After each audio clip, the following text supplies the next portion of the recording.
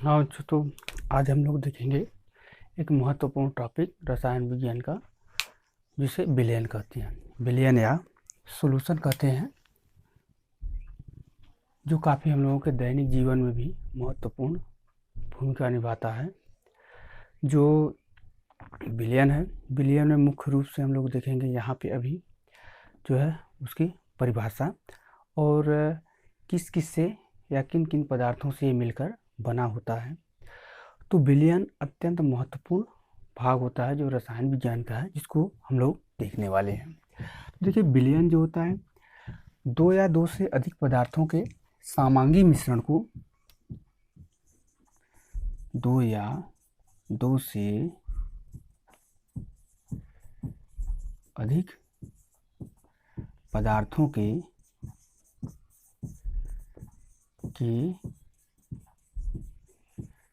समांगी मिश्रण को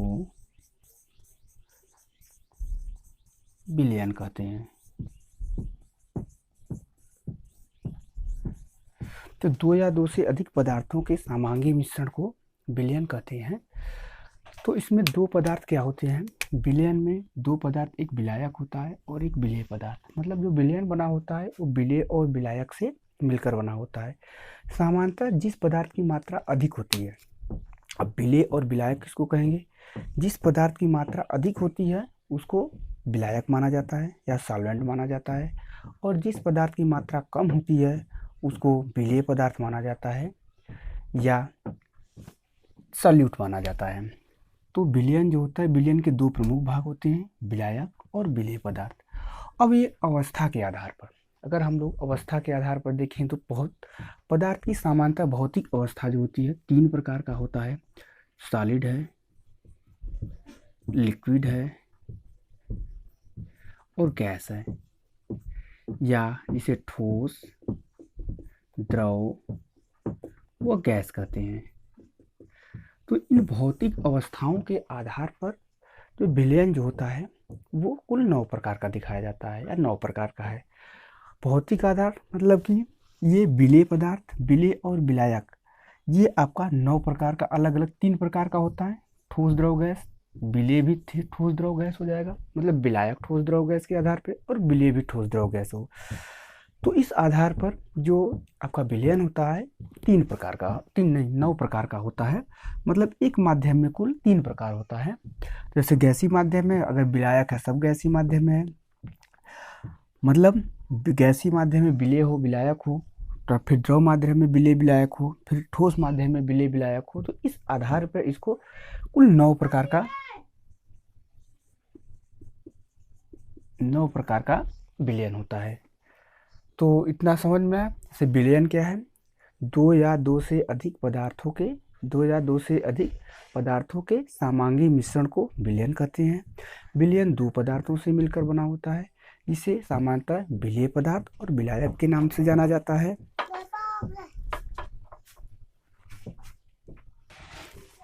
तो विलयन कुल आपका 9 प्रकार का हुआ। ठोस, द्रव, गैस या विलेय और विलायक की भौतिक अवस्था के आधार पर विलयन को कुल 9 प्रकार में विभाजित किया गया है। जिसमें विलयन का प्रकार अगर गैसीय माध्यम में देखेंगे तो मतलब विलायक गैस रहेगा, ठोस, द्रव, गैस, तीनों पदार्थ जाके उसमें मिल रहे हैं।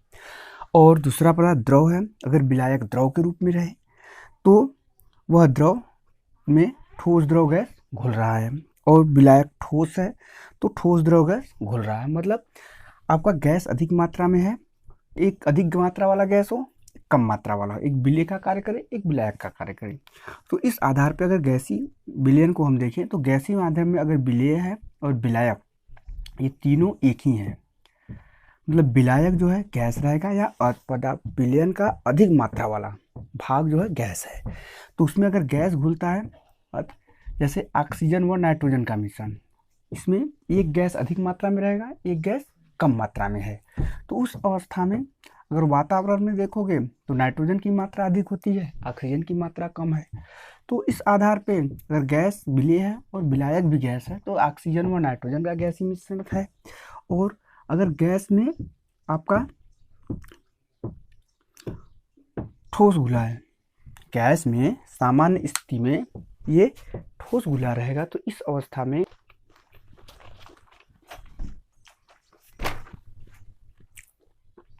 हाँ, तो इसमें पहला क्या था, गैस विलायक हो, उसमें कम मात्रा में गैस घुला हो, तो ऑक्सीजन व नाइट्रोजन का गैसीय मिश्रण हो, या कोई भी दो गैसें हैं, एक गैस विलायक का कार्य कर रहा हो और दूसरा विलेय का कार्य कर रहा हो।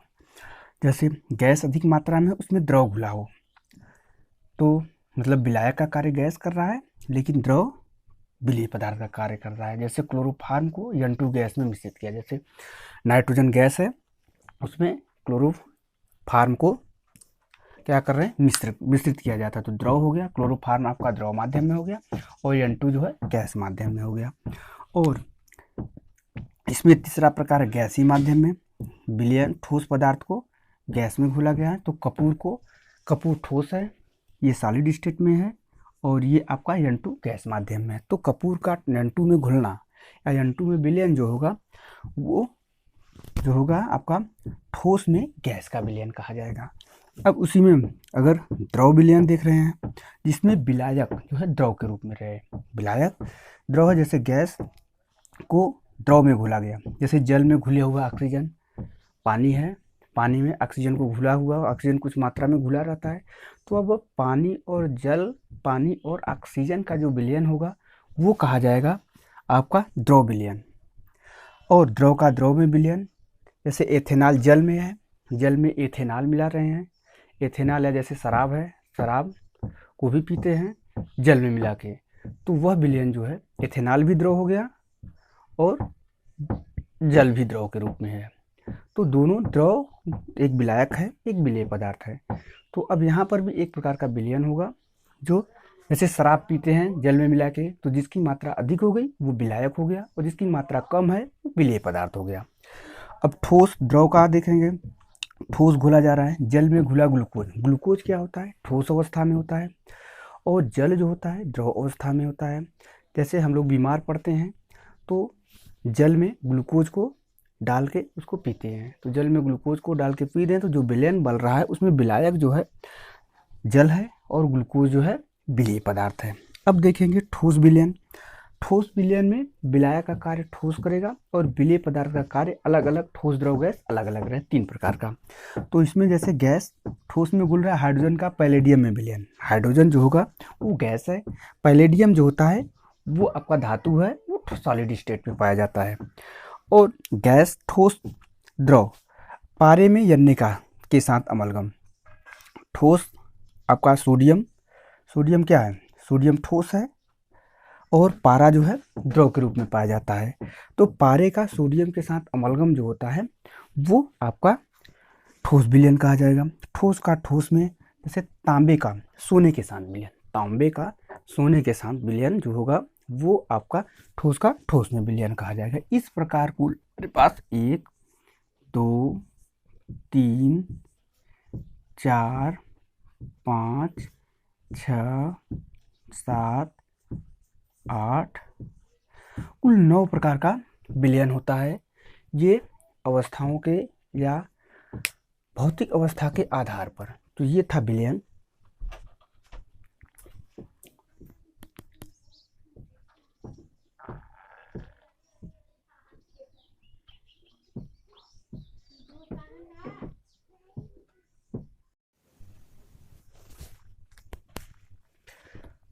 सांद्र विलयन और तनु विलयन है, जिसमें सांद्र विलयन में सांद्र विलयन व तनु विलयन।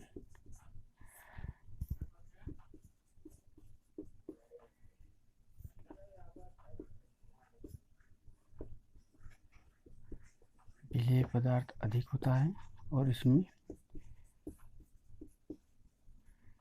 विलेय पदार्थ कम होता है।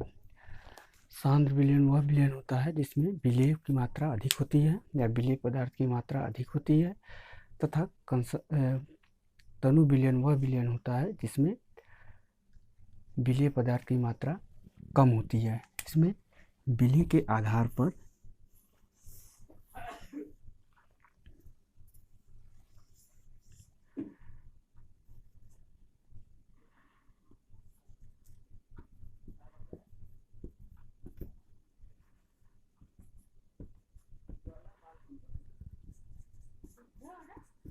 विलेय पदार्थ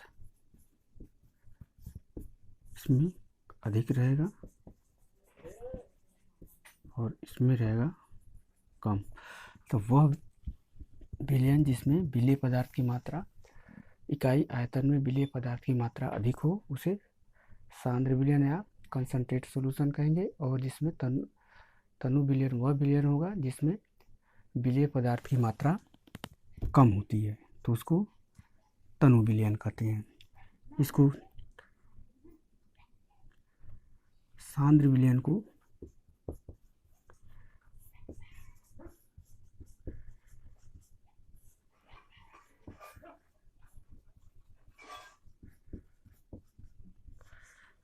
या कंसंट्रेट सॉल्यूशन और डाइल्यूट सॉल्यूशन के नाम से जाना जाता है। ये विलयन को दो भागों में बांटा गया है। विलेय पदार्थ के मात्रा के आधार पर विलेय पदार्थ अगर अधिक है तो उसको सांद्र विलयन कहोगे और कम रहेगा तो तनु विलयन कहा जाता है।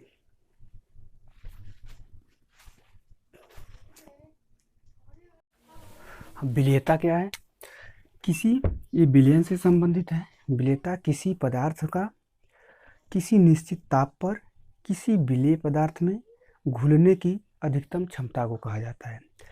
जैसे हम लोगों के भोजन की एक निश्चित क्षमता होती है, एक निश्चित भोजन को हम लोग अपने पेट के अंदर ग्रहण कर सकते हैं, तो ठीक उसी प्रकार विलायक का भी विलेय पदार्थ को अपनी तरफ अपने अंदर समाहित करने की एक निश्चित क्षमता होती है, तो उसी क्षमता को ही कहा जाता है सामान्यतः विलेयता। मतलब विलेयता जो होगा किसी पदार्थ का किसी द्रव में घुलने की अधिकतम क्षमता होती है जो निश्चित ताप पर है, या किसी पदार्थ स्थिर ताप पर किसी पदार्थ का 100 ग्राम विलायक में अधिकतम घुलने की जो क्षमता होती है वह मात्रा, एकदम घुलने की मात्रा उसकी विलेयता कही जाती है। स्थिर ताप पर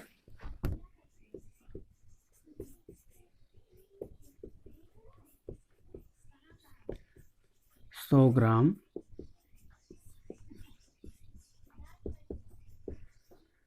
ग्राम विलायक में विलेय पदार्थ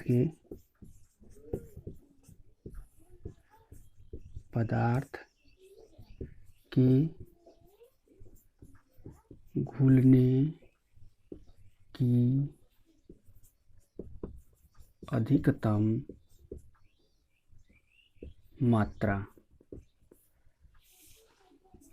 मात्रा जो होगा वो आपका विलेयता कहलाती है।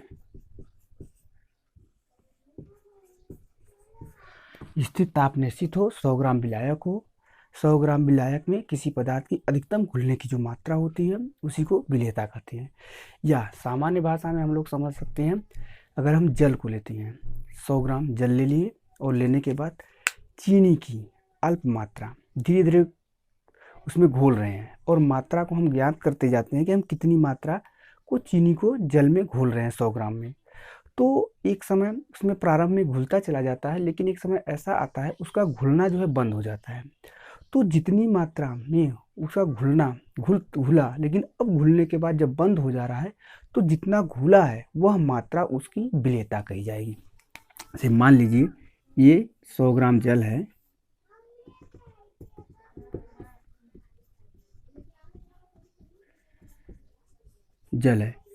इसमें चीनी को डाला जा रहा है तौल के। प्रारंभ में ये घुलता जाएगा, लेकिन से मान लो 50 ग्राम चीनी घुला इसमें, लेकिन अब 50 ग्राम से ज़्यादा हम चीनी को घोल रहे हैं तो जाएगा तो इसी में जाने के बाद ये नीचे बैठा रहेगा, तो इसकी विलेयता जो होगी आपका 50 ग्राम कहा जाएगा। ये अधिकतम क्षमता होगी। या किसी पदार्थ के विलायक का अपने अंदर विलेय पदार्थ को घोलने की अधिकतम क्षमता को कहा जाता है विलेयता। ये निश्चित ताप पर हो तो इसी को कहेंगे हम विलेयता।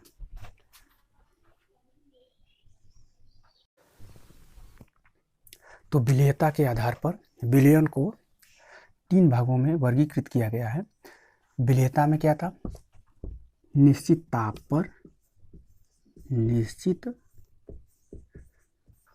पर 100 ग्राम विलायक में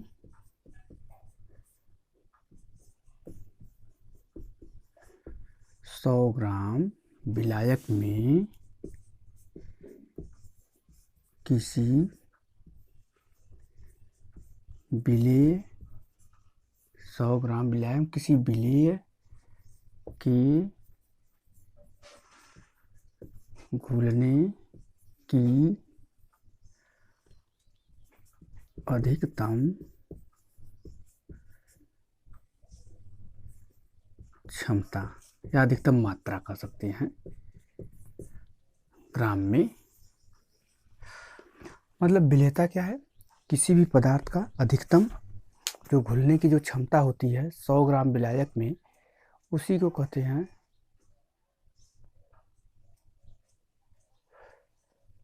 विलेयता। ठीक, ये तो विलेयता भी देखें। अब विलेयता के आधार पर पीछे हम विलयन भौतिक अवस्था विलेय और विलायक की भौतिक अवस्था के आधार पर देखे तो 3 कुल विलयन का प्रकार 9 था। अब यहाँ पे विलेयता के आधार पर विलयन का प्रकार देख रहे हैं। 3 प्रकार का विलयन होता है: संतृप्त विलयन, संतृप्त विलयन, असंतृप्त विलयन, संतृप्त विलयन और अतिसंतृप्त विलयन। असंतृप्त विलयन वह विलयन होता है जिसमें किसी भी पदार्थ में, किसी भी विलायक में विलेय पदार्थ की जो मात्रा हो वह उसकी विलेयता से कम घुला हो। विलेयता से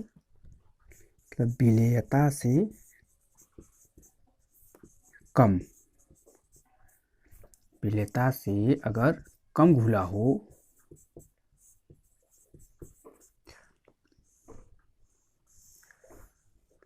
ये हो गया 100 ग्राम विलायक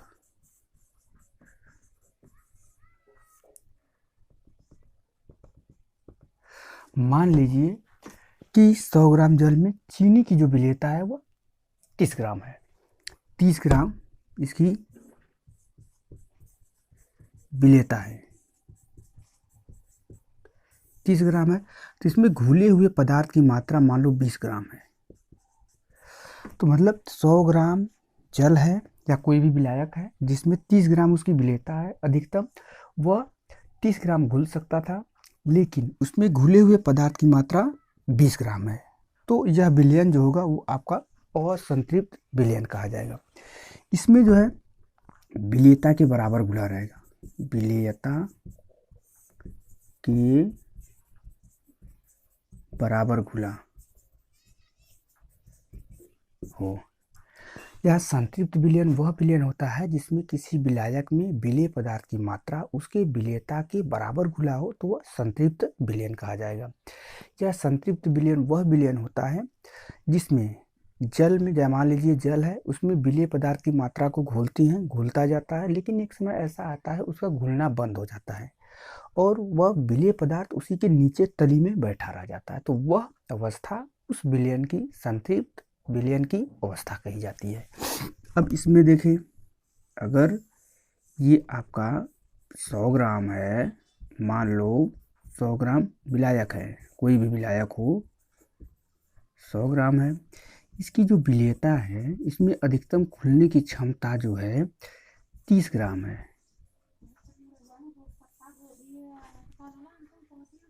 30 ग्राम है और इसमें घुले हुए पदार्थ की जो मात्रा है वह भी 30 ग्राम है।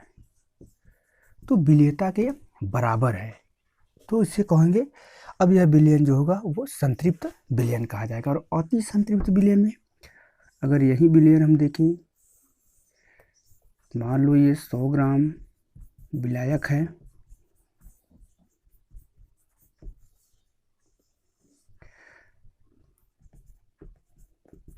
और इस विलायक की विलेयता कितना है,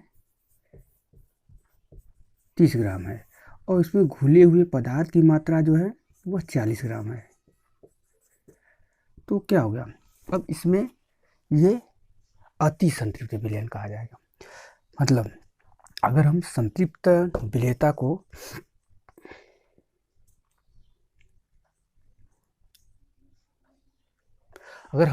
को क्या करें कि किसी अंग द्वारा प्रदर्शित, क्या किसी शब्द किसी संकेत द्वारा इंडिकेट हम करें। मान लो विलायक की मात्रा है 100 ग्राम है, 100 ग्राम विलायक है। अगर यस मान ले विलेयता की मात्रा को, तो इसमें विलेयता की मात्रा अधिक रहेगा। विलेयता अधिक होगा, विलेयता के बराबर ये अधिक रहेगा।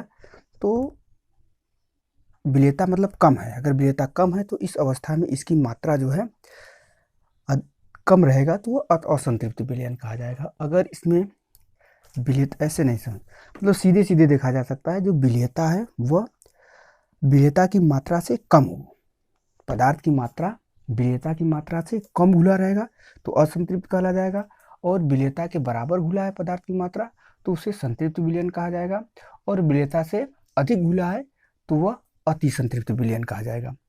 मान लो घुले हुए घुला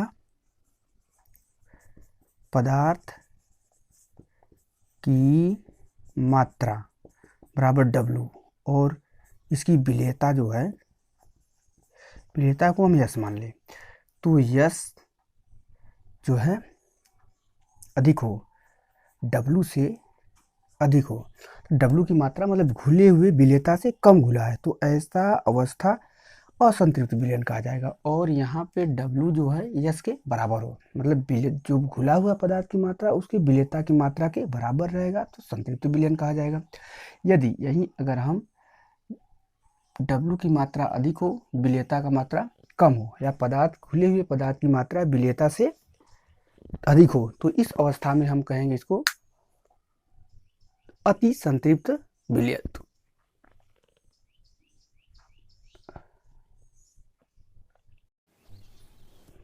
देखेंगे विलेयता को प्रभावित करने वाले कारक। तो विलेयता क्या था, विलेयता जो था सामान्यतः, अब कोई पदार्थ विलेयता के आधार पर किस प्रकार घुलता है या कब अधिक घुलेगा कब कम घुलता है, इसी से संबंधित यहाँ पे देखना है। तो विलेयता को प्रभावित करने वाले कारकों को हम लोग देखेंगे यहाँ पे। विलेयता किन कारकों पर निर्भर करता है, या विलेयता जो सामान्यतः देखे थे कि विलेय पदार्थ विलायक में विलेय पदार्थ के घुलने की अधिकतम क्षमता निश्चित ताप पर, वो विलेयता कही जाती थी। अब इसमें टेम्परेचर देखेंगे, ताप जो होता है, जब किसी विलायक में कोई पदार्थ घुलता है, जब किसी विलायक में कोई पदार्थ घुल रहा है, जैसे कि हम लोग क्या करते हैं, ग्लूकोज को घोल रहे हैं, ग्लूकोज को जल में घोल रहे हैं, तो ये जो प्रक्रिया होती है वह ऊष्मा शोषी होती है या एंडोथर्मिक होता है।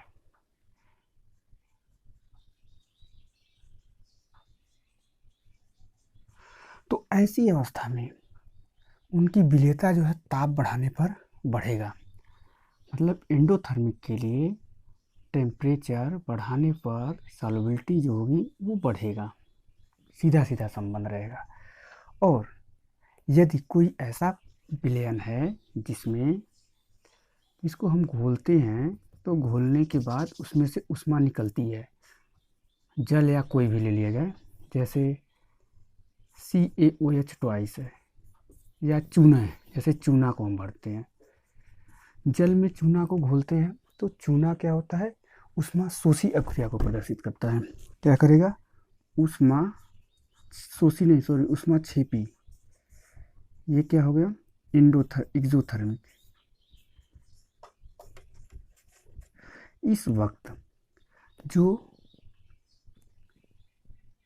क्या हो गया, टेम्परेचर, इसको हम T से प्रकट करें, तो टेम्परेचर बढ़ाने पर सॉल्युबिलिटी जो होगी वो घटेगा। टेम्परेचर बढ़ाने पर सॉल्युबिलिटी जो होती है वो घटता है। ये जो होता है लासा-तेलिए के नियम के अनुसार होता है। लासा-तेलिए के नियमानुसार, लासा-तेलिए के नियम में क्या कहा गया है कि ये साम्यावस्था को आता है। जब किसी भी पदार्थ को बढ़ाया जाता है तो ताप बढ़ाओगे तो ताप अवक्रिया उस दिशा में विस्थापित होती है जिधर जिधर किए गए परिवर्तन का प्रभाव समाप्त हो, मतलब हमेशा बराबर रहने की कोशिश करता है।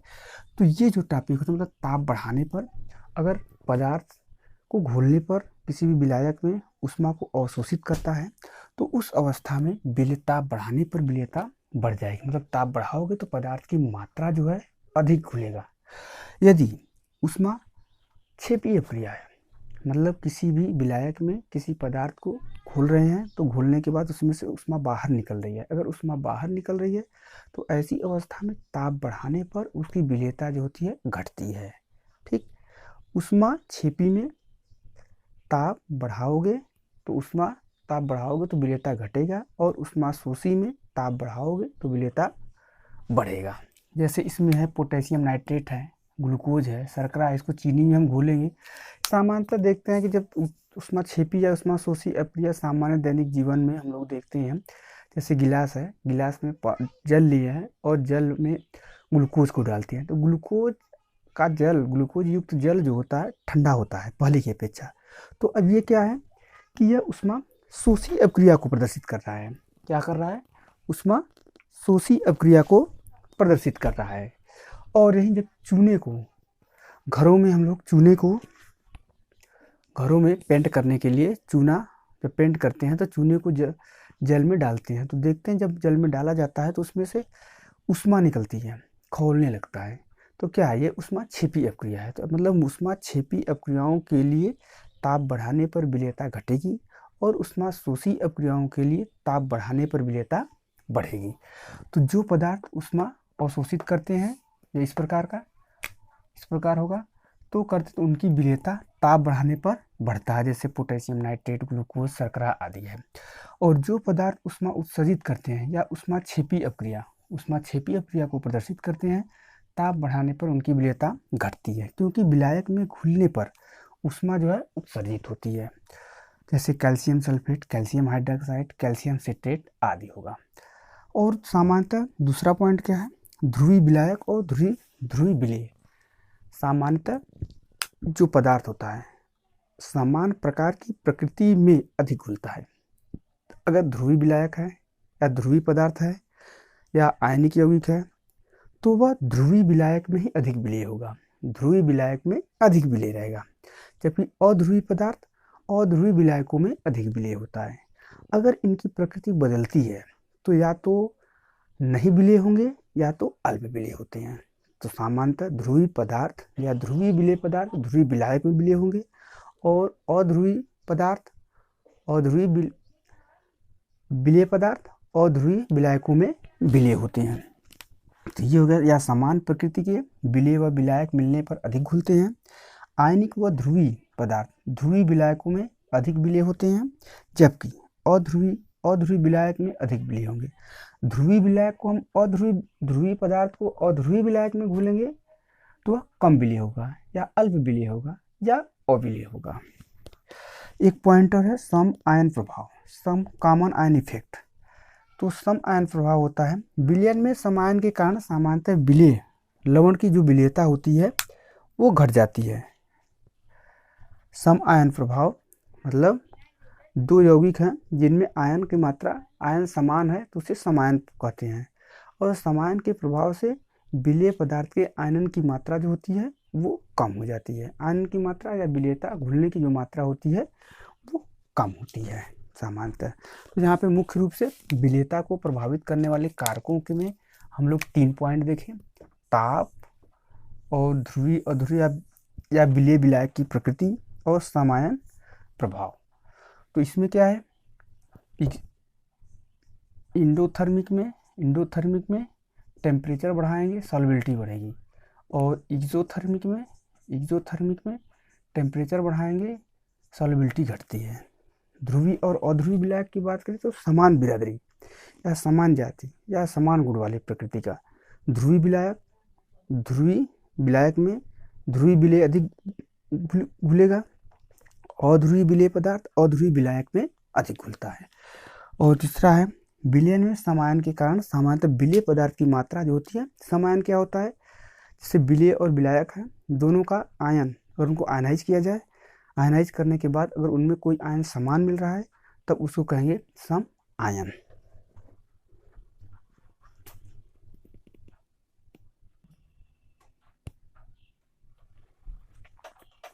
विलयन की सांद्रता क्या होता है? सांद्रता वह होता है जो किसी विलायक में ये हो गया विलायक विलेय किसी भी विलायक में विलेय पदार्थ के घुलने की इकाई मात्रा को प्रदर्शित करने की विधि को ही कहा जाता है सांद्रता, या सीधे सीधे सामान्य भाषा में कह सकते हैं कि किसी विलयन में घुले हुए विलेय की मात्रा को प्रदर्शित करना ही सांद्रता कहा जाता है, या विलेय की मात्रा को विलयन के सापेक्ष प्रदर्शित करना जो है सांद्रता कहा जाता है। मतलब सांद्रता या विलयन की सांद्रता वह है जो विलायक में घुले हुए विलेय की मात्रा को प्रदर्शित करता है। अब यह विलेय की मात्रा विलेय विलायक इसमें इकाई मानक अवस्था में दिखाया जाता है, जैसे 1 लीटर में हो गया या मोल में हो गया, मोल लीटर में हो गया। तो यहाँ पे देखना है ग्राम प्रति शक्ति या ग्राम प्रति लीटर सांद्रता, ऐसे कह सकते हैं ग्राम प्रति लीटर सांद्रता। तो ग्राम प्रति लीटर सांद्रता बराबर होता है, या ग्राम प्रति लीटर सांद्रता बराबर विलेय की मात्रा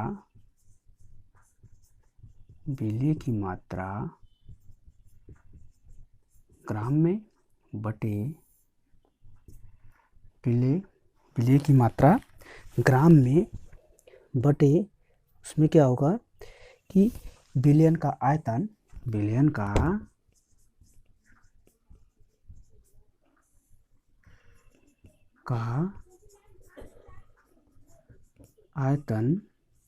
लीटर में।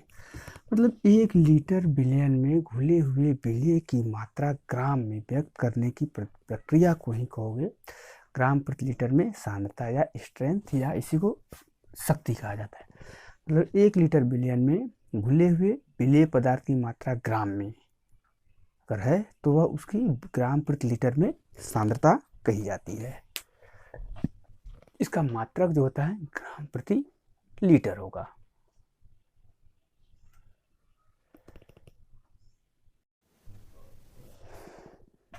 सांद्रता के ही संबंध में पीछे हम लोग देखे थे ये ग्राम प्रति लीटर में सांद्रता। तो सांद्रता जो था किसी भी विलयन में घुले हुए विलेय पदार्थ की मात्रा को प्रदर्शित करता है। तो यहाँ पे मोलरता के रूप में देखना है, 1 लीटर विलयन में घुले हुए विलेय के मोलों की संख्या है। 1 लीटर विलयन हो उसमें विलेय पदार्थ जो हो वह मोल में करना हो। जैसे पिछले में ग्राम प्रति लीटर सांद्रता था तो उसमें 1 लीटर विलयन में ग्राम में विलेय पदार्थ के ग्राम की मात्रा को प्रदर्शित किया गया था, और यहाँ पे मोल में मतलब 1 लीटर विलयन में घुले हुए मोलों की संख्या को उस विलयन की मोलरता कहते हैं, या मोल प्रति लीटर सांद्रता कहते हैं, या इसको हम कह सकते हैं मोल प्रति लीटर सांद्रता। तो मोलरता क्या है? मोलों की संख्या, विलेय के मोलों की संख्या बटे विलयन का आयतन लीटर में। अब विलेय के मोलों की संख्या कैसे निकालते हैं? विलेय के मोलों की संख्या बराबर विलेय का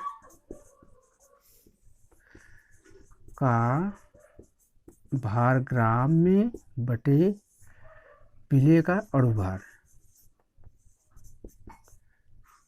विलेय का अणुभार तो इस मान को हम लोग इसमें रख देते हैं। तो विलेय का भार ग्राम में बटे विलेय का अणु भार गुणे आयतन लीटर में। इसको सामान्यतः हम लोग व्यक्त करते हैं किस रूप में? कैपिटल एम से इसको प्रदर्शित करते हैं। तो कैपिटल एम द्वारा इसको प्रदर्शित करते हैं। अगर हमें विलेय के मोलों की संख्या निकालना हो तो विलेय के मोलों की संख्या, तो यहाँ पे मोलों की संख्या निकालोगे तो मोलों की संख्या बराबर क्या हो जाएगा? मोलों की संख्या बराबर इसके आधार पर अगर हम निकालें यम बराबर विलेय का भार, या इसको यम मान लिया जाए, तो विलेय का मोलों की संख्या बराबर, ये मोलों की संख्या नहीं, ये गड़बड़ हो गया है, ये मोलरता है। मोलरता यम बराबर, तो अगर विलेय के मोलों की संख्या निकालें तो मोलों की संख्या बराबर मोलरता गुणे आयतन लीटर में। इस प्रकार देख सकते हैं। तो हमें पहले ये नहीं रखना है। मोलों की संख्या निकालने के लिए विलेय का भार अणु भार, विलेय का भार ग्राम में बटे अणु भार करते हैं, तो मोलों की संख्या बताता है। अब 1 लीटर में कितना मोल घुला हुआ है वह मात्रा उसकी सांद्रता बताएगा ग्राम प्रति लीटर। या ऐसे कह सकते हैं 1 लीटर विलयन में घुले हुए ग्राम अणु या विलेय के मोलों की संख्या को कहा जाता है मोलरता। तो इसको इस रूप में सूत्र के रूप में प्रदर्शित किया जाता है। और वह विलयन जिसके 1 लीटर में 1 मोल घुला हो, इसके 1 लीटर में अगर 1 मोल घुला हुआ है पदार्थ, तो उसको 1 लीटर विलयन में 1 मोल पदार्थ घुला हो, उसको मोलर विलयन कहा जाता है। 1 लीटर विलयन में 1 ग्राम अणु या 1 मोल घुला हो तो उसको मोलर विलयन कहते हैं। और सेमी मोलर की मोलरता क्या होती है? सेमी मोलर m/2 हो, मतलब m को मोलरता को संकेत कर रहे हैं, बटे 2 हो तो उसे सेमी मोलर विलयन कहा जाता है। या वो सेमी मोलर की मोलरता m/2 होती है, या डेसी मोलर की जो मोलरता होती है m/10 होती है।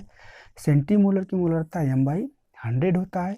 और मिली मोलर की मोलरता जो होती है वह होता है m/1000। तो ये था एक मोलरता के पदों में सांद्रता, मोलरता। ये आगे मिलेगा आपको मोलरता में घुले हुए मोल जो है 1 लीटर में हो। मोलरता जो होता है 1000 ग्राम या 1 किलोग्राम में होता है।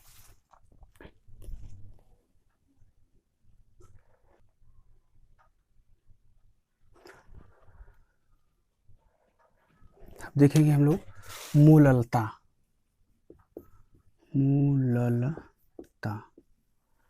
या मोलल्टी,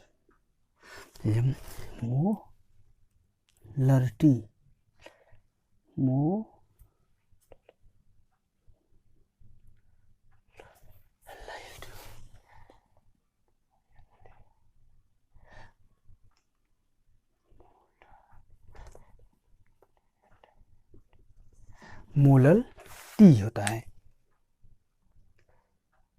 जैसे मोलरता था उसी प्रकार मोललता है। मोलरता और मोललता में फर्क बस इतना है, मोलरता जो होता है 1 लीटर में होता है, और मोलरता जो 1 लीटर विलयन में रहेगा, और मोललता जो होता है विलयन जो है 1 किलोग्राम या 1000 ग्राम में होता है। मतलब 1 किलोग्राम विलायक में या 1 किलोग्राम विलयन में विलेय ग्राम अणु या मोलों की संख्या जो होती है उसको कहते हैं मोललता। मोललता वह होता है 1 किलोग्राम या 1000 ग्राम विलयन में घुले विलेय के ग्राम अणु या मोलों की संख्याओं को प्रदर्शित करता है। तो यम जो होता है बराबर विलेय के मोलों की संख्या बटे विलायक का भार किलोग्राम में, या विलेय का भार ग्राम में बटे विलेय का अणु भार गुणे विलायक का अणु भार। 1 किलोग्राम या 1000 ग्राम विलायक में घुले विलेय के अणु के मोलों की संख्या को प्रदर्शित करता है।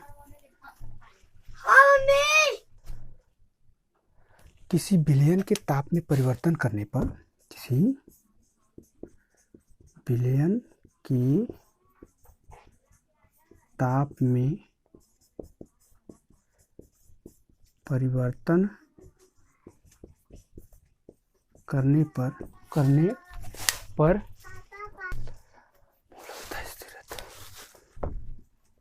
मोललता स्थिर रहता। मतलब मोललता के मान पर ताप का प्रभाव नहीं पड़ता है, जबकि मोलरता पर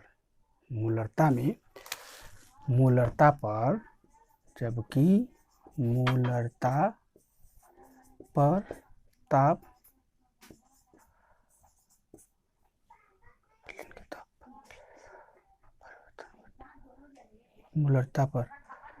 मोलरता ताप का प्रभाव पड़ता है। मतलब मोलरता पर ताप प्रभावित होता है, ताप कम घटाने बढ़ाने से मोलरता प्रभावित होता है, जबकि मोललता जो होता है वह अप्रभावित रहता है। अब इसी में विलायक का अगर द्रव्यमान निकालें, विलायक का अगर हमें द्रव्यमान निकालना हो तो विलयन के कुल द्रव्यमान में से विलय के द्रव्यमान को अगर हम हटा दें तो वो हमें विलायक का द्रव्यमान मिल जाता है। नॉर्मलता इसी प्रकार मोलरता की तरह मोलरता और मोललता की तरह एक नॉर्मलता भी होता है। नॉर्मलता में 1 लीटर विलयन में घुले हुए विलीय पदार्थ की मात्रा ग्राम तुल्यांक में देखा जाता है। ग्राम तुल्यांक, जैसे वहाँ पे मोलरता को देखा जाता था, मतलब 1 लीटर विलयन में घुले विलीय की मात्रा मोल में हो, तो यहाँ पे 1 लीटर विलयन में घुले पदार्थ की मात्रा ग्राम तुल्यांक में हो। जैसे ये आपका 1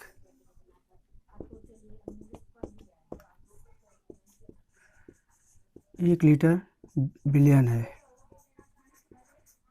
1 लीटर विलायक हो, इसमें विलय ग्राम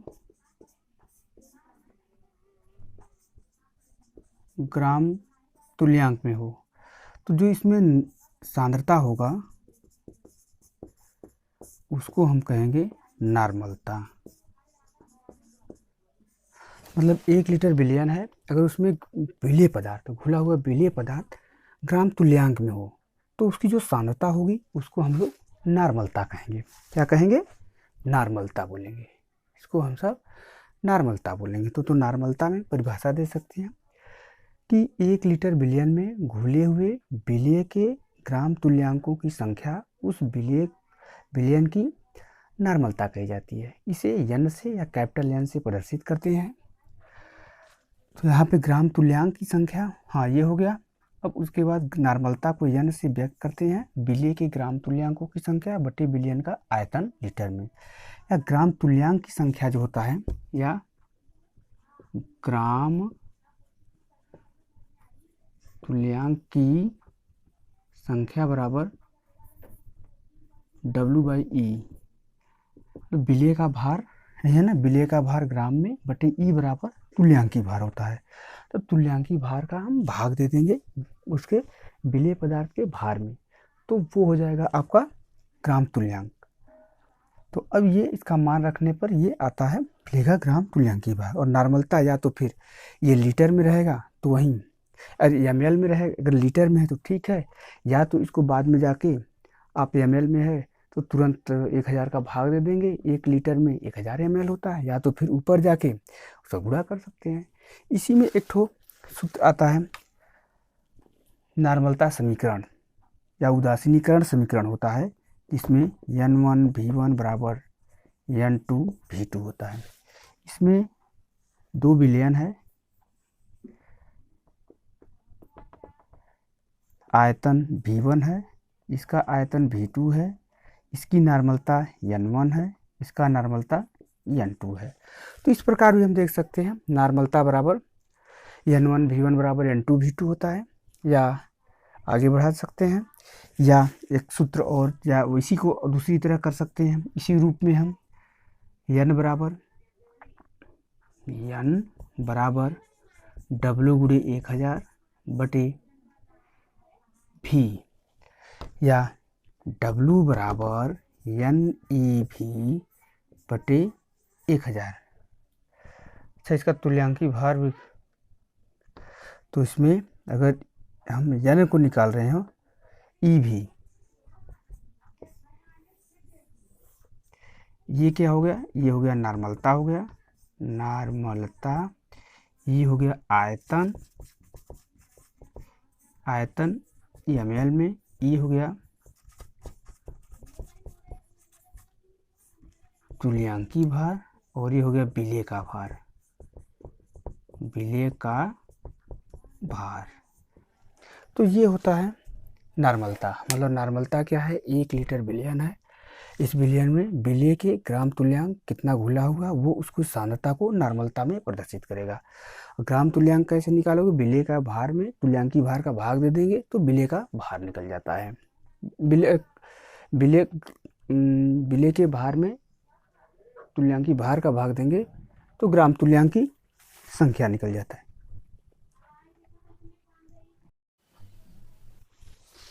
को मोल प्रभाज सॉल्यूशन में क्या देखना है, मोल प्रभाज देखेंगे। तो मोल प्रभाज में क्या होता है कि सबसे पहले हम लोग मोल प्रभाज देखने से पहले मोल देख लें। मोल क्या होता है, मोलों की जो संख्या हम लोग निकालते थे, मोलों की जो संख्या निकालते हैं वो क्या है कि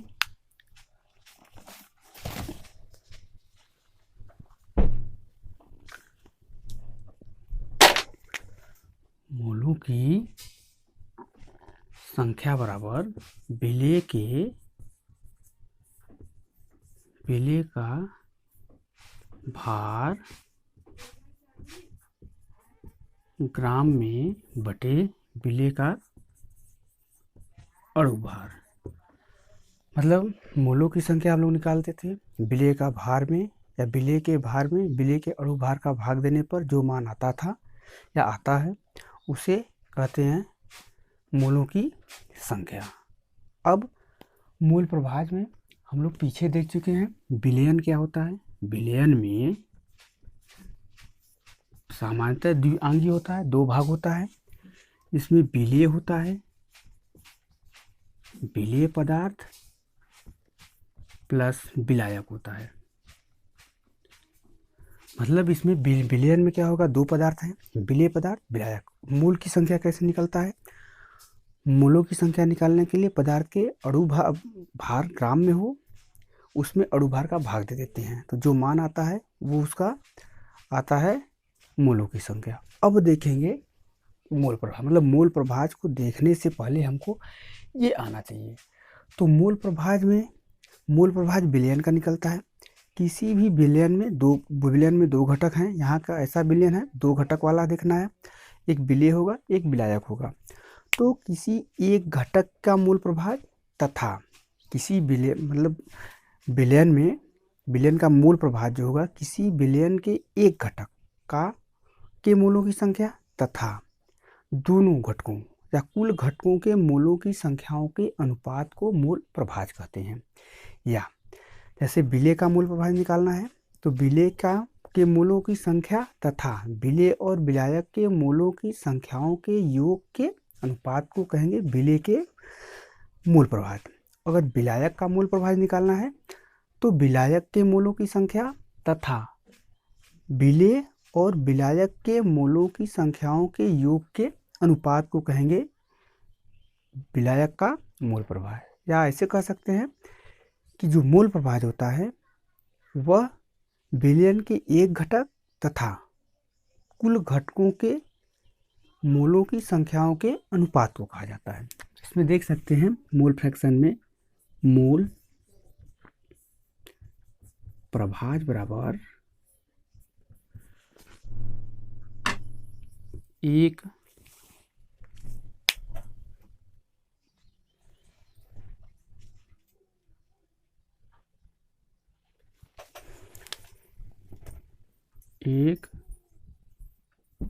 घटक के मोलों की संख्या बटे कुल घटकों कुल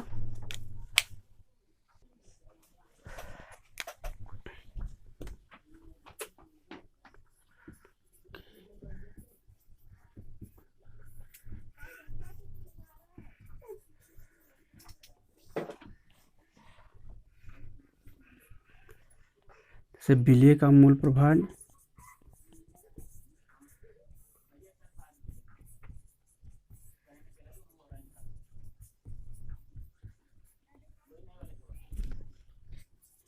बराबर विलेय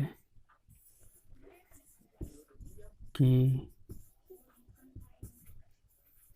मोलों की संख्या बटे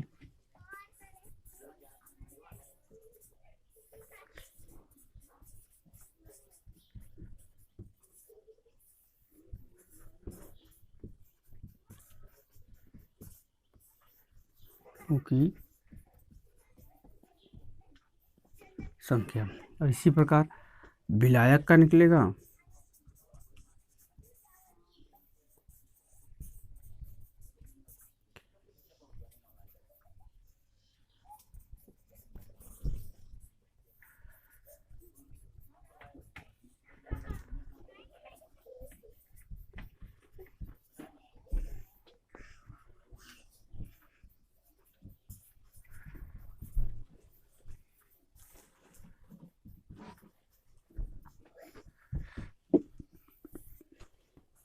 विलेय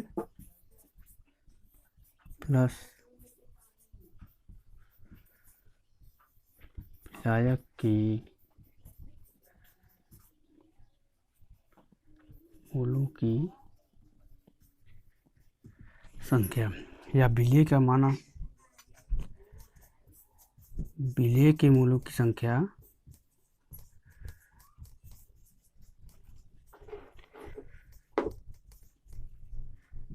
स्मॉल n तथा विलायक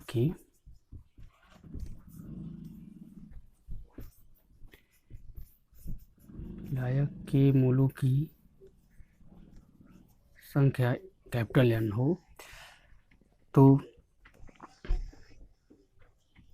विलेय के, तो इसके बराबर हम लोग कर सकते हैं स्मॉल n बटे small n plus capital N, या कैपिटल N बराबर small n plus capital N, या n बराबर स्मॉल w बाई m कर सकते हैं, या कैपिटल N बराबर capital W by capital M। यह हो गया विलेय का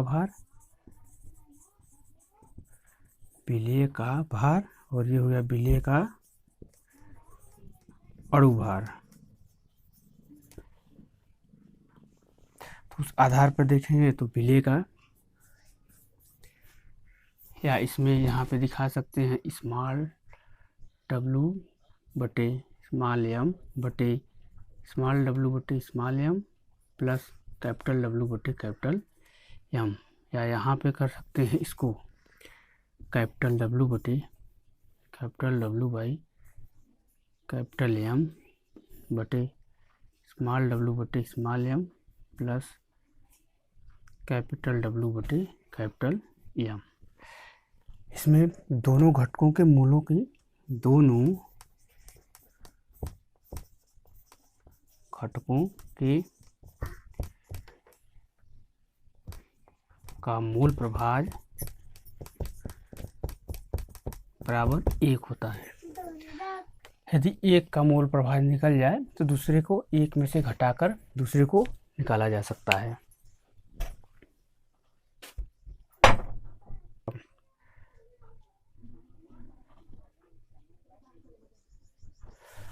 तो विलयन के सभी घटकों का मूल प्रभाज जो होता है, विलयन के सभी घटकों के मूल प्रभाजों का जो योग होता है 1 होता है। जैसे यहाँ पे विलेय का 2 घटक होते हैं, विलयन में 2 घटक होते हैं, एक विलेय पदार्थ और दूसरा विलायक होता है। तो फिर से देख ले, विलेय के मतलब विलयन जो होता है, विलयन के 2 घटक होंगे, विलेय पदार्थ और विलायक होता है। मोल की संख्या कैसे निकालते हैं, मतलब इसको मूल प्रभाज को हमें देखने से पहले हमें ये ज्ञात होना चाहिए कि विलयन में कितने घटक होते हैं और उसका मोलों की संख्या। तो ये इसका बेस है, ये इसको सबसे पहले आपको ज्ञात करना होगा। तो विलयन में दो घटक होंगे, विलेय और विलायक। और मूल क्या, मूलों की संख्या कैसे निकलता है, विलेय का भार विलेय के भार पे विलेय के अणुभार का भाग देते हैं तो वह निकल जाता है मूलों की संख्या। तो मूलों की मूल प्रभाज क्या होता है कि विलयन में उपस्थित किसी एक घटक के मूलों की संख्या तथा कुल घटकों के मूलों की संख्याओं के अनुपात को विलयन का मूल प्रभाज कहते हैं। किसी घटक का मतलब विलयन के किसी एक घटक का मूल प्रभाज जो होगा उस एक घटक के मूलों की संख्या तथा दोनों घटकों के मूलों की संख्याओं के योग के अनुपात को कहते हैं। जैसे विलेय का मूल प्रभाज निकालना है तो विलेय के मूलों की संख्या तथा विलेय और विलायक के मूलों की संख्याओं का अनुपात, या विलायक का मूल प्रभाज निकालना है तो विलायक के मूलों की संख्या तथा विलायक और विलेय के मूलों की संख्याओं के योग के अनुपात को कहेंगे। या तो इसको हम अगर विलेय के मूलों की संख्या को n मान ले, विलायक के मूलों की संख्याओं को कैपिटल N माने, तो स्मॉल n विलेय के मूलों की संख्या हो जाएगा n बटे small n plus capital N, या W/M के फॉर्म में रखेंगे तो W/M बट कुल के बटे W/M plus capital W by capital M। या विलायक के मूल प्रभाज जो होगा विलायक के मूलों की संख्या बटे विलेय प्लस विलायक के मूलों की संख्या, या n और कैपिटल N स्मॉल n के फॉर्म में करेंगे, कैपिटल N बटे small n plus capital N, या W/M कर सकते हैं। तो इसमें विलयन के सभी घटकों का मूल प्रभाज जो होगा, मूल प्रभाजों का जो योग होता है वो आपका ये कहता है। इसमें नॉर्मलता व आयतन के इसमें संबंध देखना है तो n1 v1 बराबर n2 v2 होता है। तो दो विलयन है, जैसे एक विलयन ये हो गया, एक विलयन ये हो गया, विलयन 1 विलयन 2 ये हो गया विलयन 2 और ये हो गया विलयन 1। तो इसका नॉर्मलता n1 हो, नॉर्मलता n1 और आयतन v1 हो, और इसमें नॉर्मलता जो है नॉर्मलता n2 और आयतन v2 हो। तो उसमें जो संबंध आएगा n1 v1 बराबर n2 v2। और उसी प्रकार मोलरता और आयतन में संबंध दिखाएंगे तो m1 बराबर क्या हो गया, पहले विलयन का मोलरता, जैसे ये दो विलयन हो, दो विलयन है और ये विलयन 1 है, विलयन 1 और ये हो गया विलयन 2। इसकी सांद्रता मतलब नॉर्मल मोलरता m1 और आयतन जो है v1 हो, और इसमें मोलरता जो है m2 और आयतन v2 हो। तो जो संबंध बनेगा वह m1 v1 बराबर n2 v2 का संबंध बनता है। मतलब नॉर्मलता व आयतन में संबंध और मोलरता व आयतन नॉर्मलता व संबंध जो होगा n1 v1 बराबर n2 v2 होगा, और मोलरता व आयतन में जो संबंध होगा m1 v1 बराबर n2 v2। इसको कहेंगे मोलरता समीकरण, इसको कहेंगे नॉर्मलता समीकरण।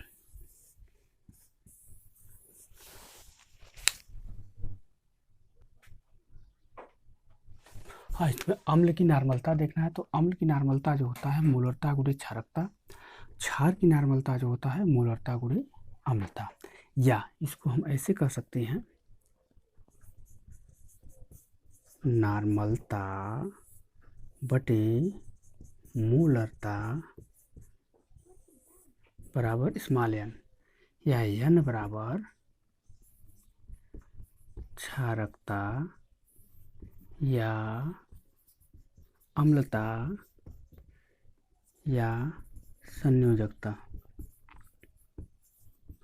जो भी रहेगा, या इसको रख सकते हैं। तो या इसमें ऐसे कर सकते हैं, स्मॉल n बटे कैपिटल M बटे स्मॉल n। इस प्रकार कर सकते हैं। एक होता है नॉर्मल विलयन, नॉर्मल विलयन, होता है मोलर विलयन।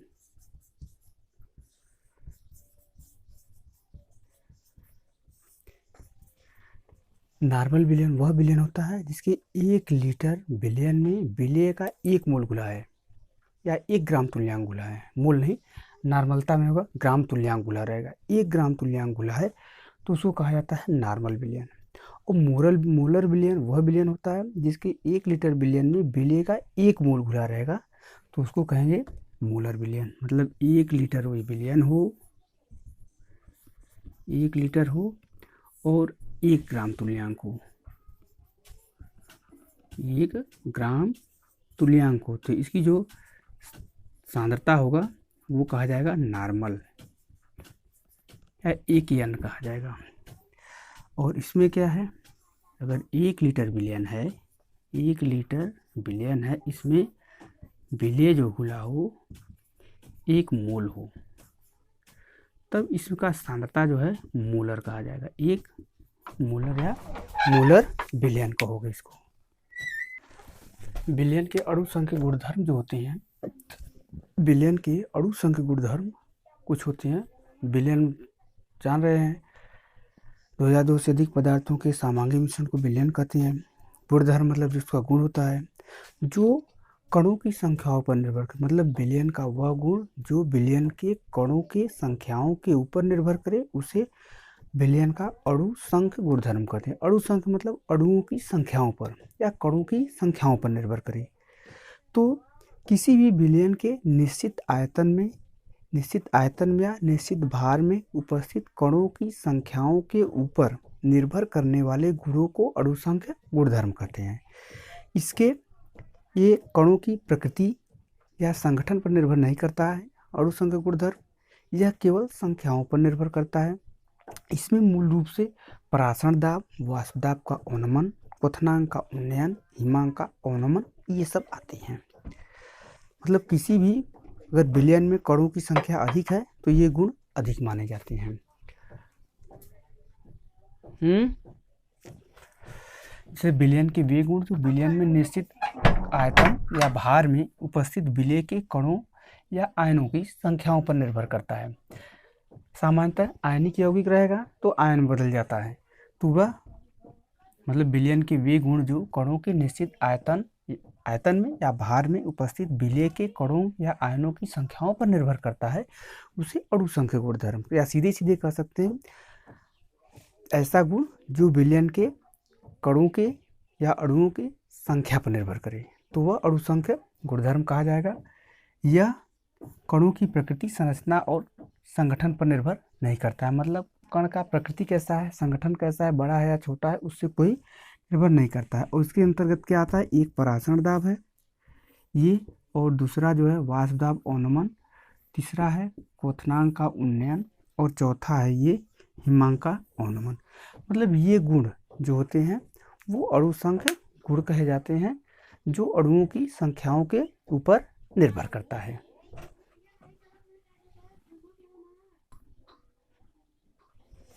विसरण जो है किसी भी विलयन में उच्च सांद्रता से निम्न सांद्रता की तरफ विलेय के कणों की गति जो होती है उसी को विसरण कहा जाता है। मतलब विसरण जो है किसी भी विलयन में विलेय के कणों का उच्च सांद्रता से निम्न सांद्रता की तरफ विलेय के कणों की गति को ही विसरण कहेंगे। अब इसमें जैसे जल है, अगर कांच का बीकर है, बीकर में हम जल को लेते हैं और जल में रंग का टुकड़ा डालते हैं तो रंग देखते हैं धीरे धीरे अधिक सांद्रता से निम्न सांद्रता की तरफ धीरे धीरे फैल जाता है, पूरे बीकर भर में फैल जाता है। तो उच्च सांद्रता से निम्न सांद्रता की तरफ गति, उच्च सांद्रता से निम्न सांद्रता की ओर, मतलब विलेय के कणों का या विलेय पदार्थ का या विलेय कणों का उच्च सांद्रता से निम्न सांद्रता की तरफ जो गति होती है उसी को हम विसरण कहते हैं। जैसे गैस है, अगर किसी कमरा है कमरा बंद है, कमरे में अगर गैस लीक हो रहा है, एलपीजी है लीक हो रहा है, तो गैस उच्च सांद्रता से निम्न सांद्रता की तरफ गति करता है। या जैसे सेंट होती है, सेंट की शीशी अगर के कमरा है, कमरे में एक कोने पर सेंट की शीशी को अगर खोल दिया जाए तो उसका जो गंध होता है गैसीय माध्यम में वह चारों तरफ गति करता है, उस कमरे में फैल जाता है। तब तक फैलता रहता है जब तक उस शीशी का सांद्रता, गंध की सांद्रता, बाहर की सांद्रता बराबर नहीं हो जाती है। ये तो गैस के लिए है। लेकिन जो हम विलयन के लिए देख रहे हैं, तो किसी भी विलयन में अगर पारदर्शी कांच है, कांच में जल भरा हुआ है और उसमें रंग का टुकड़ा हम डालते हैं, तो डालने के बाद वह धीरे धीरे फैलने लगता है और वह तब तक फैलता रहता है जब तक कि सांद्रता चारों तरफ बराबर नहीं हो जाता है। तो किसी भी विलेय कण का या विलेय पदार्थ का उच्च सांद्रता से निम्न सांद्रता की तरफ विलयन में गति करना ही जो है ये विसरण कहलाता है।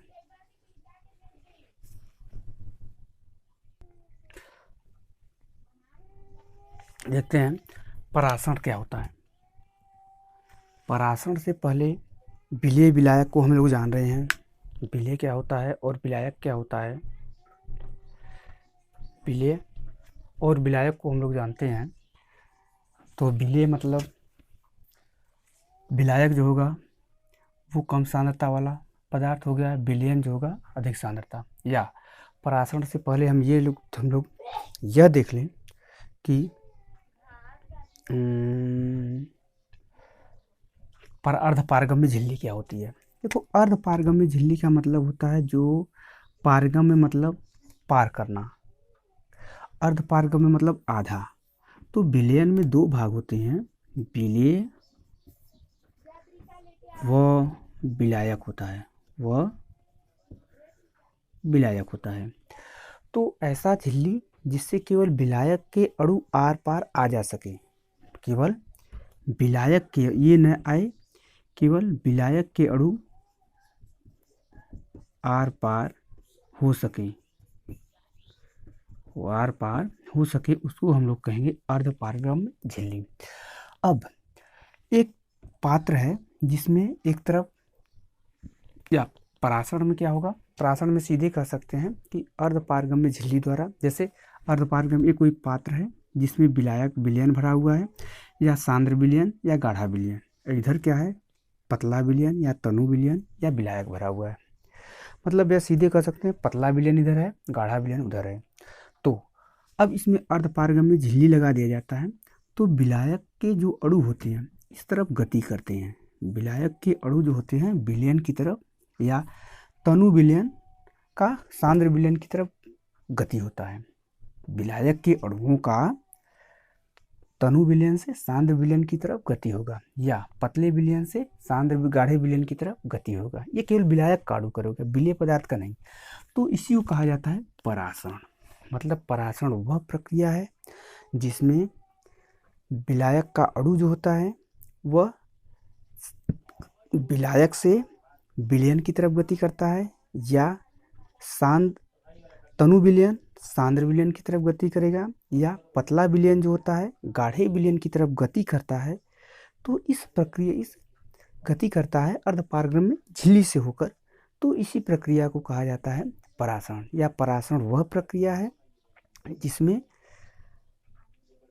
तनु विलयन या विलायक जो है विलयन की तरफ अर्धपारगम्य झिल्ली से होकर गति करता है, या अर्धपारगम्य झिल्ली से होकर विलायक का अणु जो है विलयन की तरफ गति करे, तो उसको कहते हैं परासरण। ठीक, मतलब परासरण वह प्रक्रिया होती है जिसमें अर्धपारगम्य झिल्ली से पतले विलयन से गाढ़े विलयन की तरफ विलायक के अणु गति कर रहे हैं, या अर्धपारगम्य झिल्ली से तनु विलयन सांद्र विलयन की तरफ गति करेगा जिसमें केवल विलायक पदार्थ होगा। विलायक पदार्थ तनु विलयन से सांद्र विलयन की तरफ गति करेगा अर्धपारगम्य झिल्ली से होकर। तो इस प्रक्रिया को कहते हैं परासरण। ठीक, तो परासरण का मतलब परासरण बराबर विलायक जो होगा, विलायक गति करेगा निम्न सांद्रता से उच्च सांद्रता की ओर, उच्च सांद्रता की ओर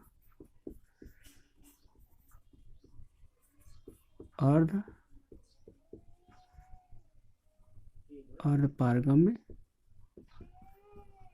झिल्ली से, मतलब विलायक निम्न सांद्रता से उच्च सांद्रता की ओर अर्धपारगम्य झिल्ली से होकर गति करता है, तो इस प्रक्रिया को कहते हैं परासरण। अब परासरण दाब क्या होता है? तो परासरण दाब में क्या कर सकते हैं, जो परासरण दाब है इसमें सीधे कह सकते हैं परासरण को रोकने के लिए, परासरण को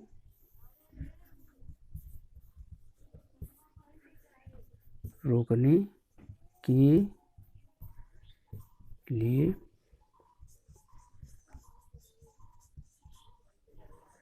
विलयन पर लगाया गया आवश्यक अतिरिक्त दाब परासरण दाब कहलाता है, परासरण दाब कहलाता है।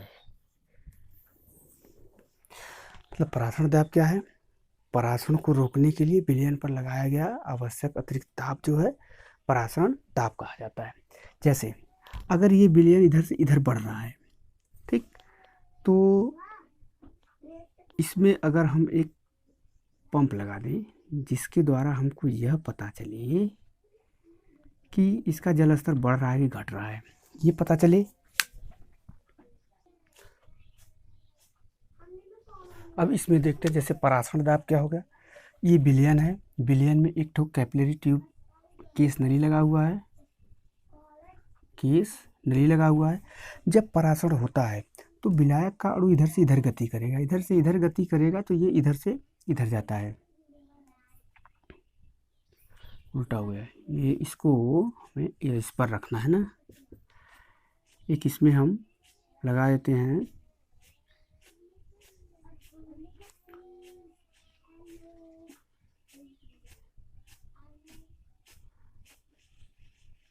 पिस्टन है,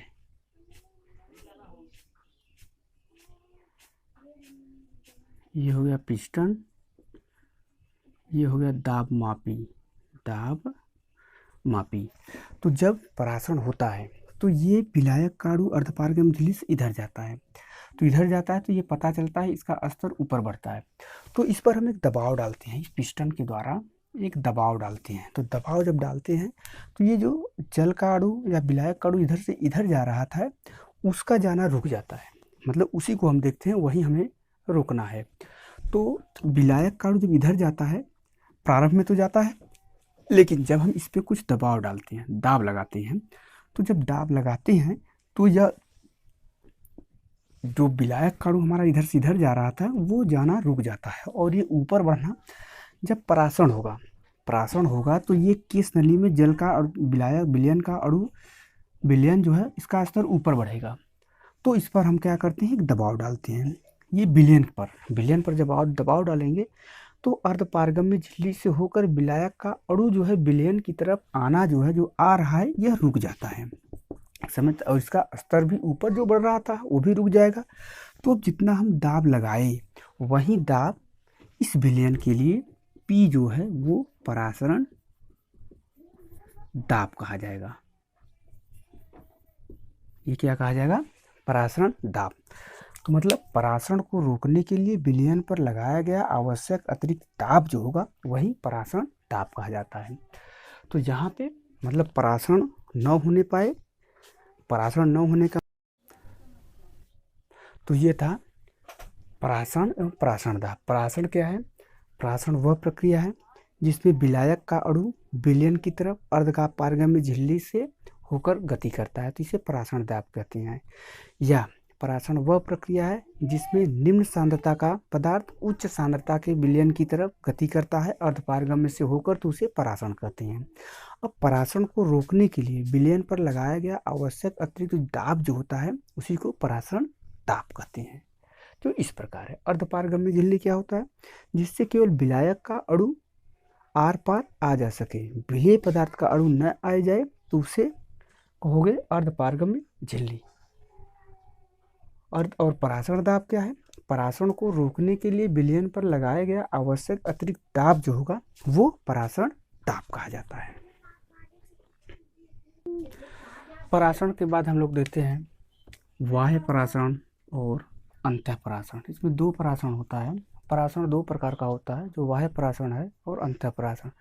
परासरण को हम लोग देखे थे, निम्न सांद्रता से उच्च सांद्रता की तरफ विलायक के अणुओं का अर्धपारगम्य झिल्ली से होकर गति करना परासरण कहा जाता था। अब इसमें जैसे अंगूर है, अंगूर को हम लोग अंगूर से गाढ़े घोलें, अंगूर से गाढ़े घोल में हम लोग सांद्र चीनी का घोल है उसमें डाल देते हैं, तो जो अंगूर होता है, अंगूर अब वहाँ पे अंगूर पतला विलयन हो गया और बाहर का हो गया गाढ़ा विलयन, तो यह अंगूर का जो विलायक होता है वो बाहर निकल जाता है, बाहर निकलने के बाद सिकुड़ जाता है, तो ये कहा जाता है बाह्य परासरण। मतलब अंदर से, जैसे इसमें अंगूर के अंदर से विलायक के अणुओं का बाहर निकलने की जो प्रक्रिया होगी वह बाह्य परासरण कहा जाएगा। अब अंतः परासरण में क्या है? ये सिकुड़ा हुआ अंगूर है या किशमिश है जो पिचका हुआ होता है, उसको जल में रख देते हैं, तो इसमें क्या होगा, जल का जो अणु होगा वो अधिक सांद्रता की तरफ, अब किशमिश या सिकुड़ा हुआ जो अंगूर या किशमिश है वो जल की अपेक्षा गाढ़ा है, गाढ़ा विलयन है, तो गाढ़े विलयन की तरफ जल का जो अणु होगा गति करेगा। जब जल का अणु गति कर रहा है तो उस अवस्था में ये फूलकर बड़ा हो जाता है। तो जल के अणुओं का अर्धपारगम्य झिल्ली से किशमिश के भीतर जाने की जो प्रक्रिया है वह अंतः परासरण कही गई है, और किशमिश या अंगूर से के अंदर से विलायक के अणुओं का बाहर निकल जाने की जो प्रक्रिया है उसको कहा जाता है बाह्य परासरण।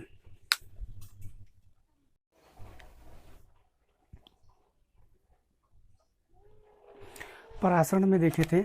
अब परासरण से संबंधित हम लोग परासरण के नियम पढ़ रहे हैं। बॉयल वन हाफ नियम है, जैसे गैस का नियम बॉयल का और चार्ल्स का नहीं मिलता है, ठीक उसी प्रकार बॉयल वन हाफ का परासरण नियम है। इसमें ये कहा गया कि स्थिर ताप पर किसी विलयन का परासरण दाब जो होता है वो विलयन की सांद्रता C के समानुपाती होता है। मतलब स्थिर ताप पर किसी विलयन की जो परासरण दाब होता है उसकी सांद्रता के समानुपाती होता है। तो स्थिर ताप पर P समानुपात C होता है, या P बराबर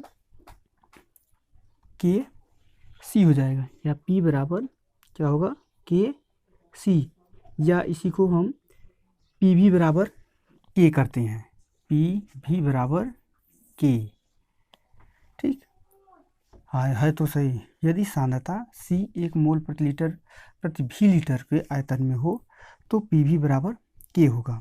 यदि चार्ल्स ये स्थिर ताप पर होगा, मतलब स्थिर ताप पर विलयन का परासरण दाब जो होगा उसकी सांद्रता के समानुपाती होगा। तो P समानुपात P क्या है? अगर हम मान लें कि परासरण दाब P है और सांद्रता C है तो P समानुपात C हो जाएगा। P हम समानुपात को हटाने के लिए K रखते हैं, तो P बराबर KC, या K जो होगा वो आपका स्थिरांक है। यदि विलयन की सांद्रता C 1 मोल प्रति भी लीटर हो तो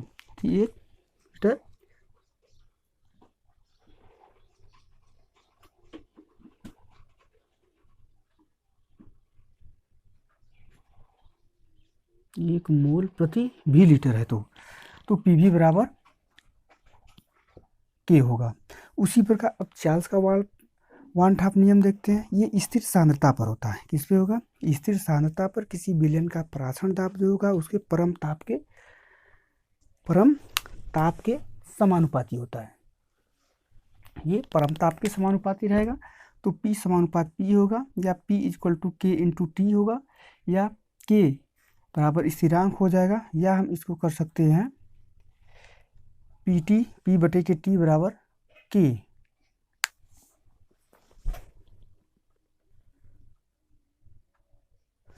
हो जाएगा। स्थिर सांद्रता पे है तो पी टी बराबर के, मतलब स्थिर सांद्रता पर विलयन की परासरण दाब जो होगा वह पी जो होगा वह परम ताप के समानुपाती होगा। तो ये था बायल और चार्ल्स का नियम। तो स्थिर ताप पर किसी विलयन का परासरण दाब P विलयन की सांद्रता C के समानुपाती होगा, और स्थिर सांद्रता पर किसी विलयन का परासरण दाब परम ताप T के समानुपाती होगा। यहाँ पर P, दोनों में P का संबंध C के साथ है, यहाँ पर P का संबंध T के साथ है।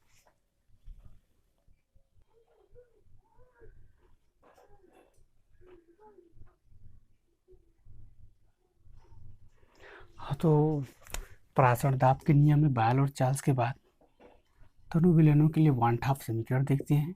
जैसे आदर्श गैस समीकरण होता था, ये परासरण दाब, आयतन और ताप में ताप के संबंध को प्रदर्शित करता है, या इसको सांद्रता कर सकते हैं।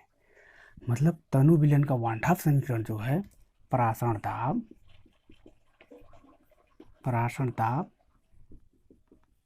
सांद्रता या आयतन कर सकते हैं, तथा ताप के संबंध को प्रदर्शित करता है। अगर बायल वान हाफ के नियम के अनुसार पीवी बराबर के होता है स्थिर ताप पे, और चार्ल्स वान हाफ समीकरण के अनुसार पी बाई टी बराबर के होता है जो स्थिर सांद्रता पर होता है।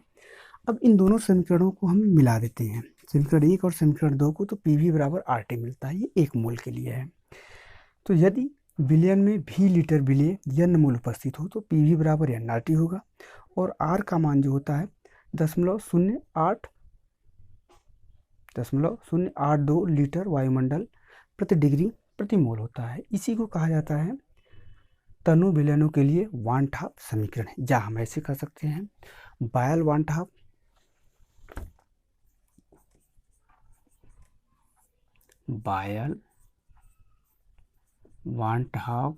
प्लस चार्ल्स वान हाफ नियम को मिला देते हैं, तब हमें मिलता है वान हाफ समीकरण तनु विलयन का पी वी बराबर n आर टी, या कभी कभी आपको यस आर टी मिलेगा। ये आपका पी वी बराबर के है, और ये पी बाई टी बराबर के। इन दोनों को मिलाने पर ये आपका पी वी बराबर n आर टी प्राप्त होता है। तो परासरण के नियम में बायल का नियम और चार्ल्स के नियमों को, बायल वान हाफ और चार्ल्स वान हाफ के नियम को मिलाते हैं। मिलाने के फलस्वरूप जो समीकरण प्राप्त होता है उसी को हम कह सकते हैं कि तनु विलयनों के लिए वान हाफ समीकरण। जैसे गैसीय नियम में हमने देखते थे, बायल के नियम और चार्ल्स के नियम को हम मिलाते हैं तो हमें प्राप्त होता था आदर्श गैस समीकरण। तो पी वी बराबर n आर टी प्राप्त होता है, या कभी कभी आपको पी वी या आर की जगह यस रहेगा, यस आर टी भी कभी कभी मिलेगा, या पी वी बराबर yes R T yes T होता है। तो यस यहाँ पे वही है, विलयन नियतांक होता है, विलयन स्थिरांक को कहा जाता है। तो हम लोग आज यहाँ पे परासरण दाब का मतलब बायल वान हाफ नियम और चार्ल्स वान हाफ नियम को हम मिला देंगे तो पी वी बराबर n आर टी प्राप्त होगा, या पी वी बराबर एस आर टी प्राप्त होता है। और इसी के लिए 1 मोल के लिए है, यह 1 मोल के लिए है। तो यहीं पे आप दिखा सकते हो पी वी बराबर एस टी, यस हो गया। यस क्या है? ये विलयन स्थिरांक को प्रदर्शित करता है।